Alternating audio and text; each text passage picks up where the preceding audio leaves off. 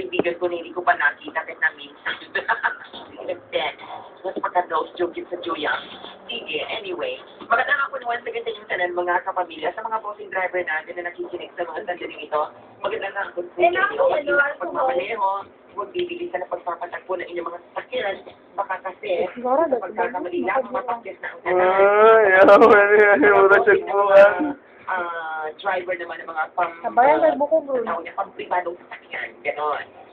Saan na kayo pupunta? Mag-ingat na. Kasi naman, sa mga pagpubliko. Bukog. Uy! Ikaw na yun natin! Sa pakikitungo sa iba. Gawa na, nang bayuta niya ay. Ang buko nga po, malaang niya. Apa, ikaw pala ang ginagawa sa likod ng maganda.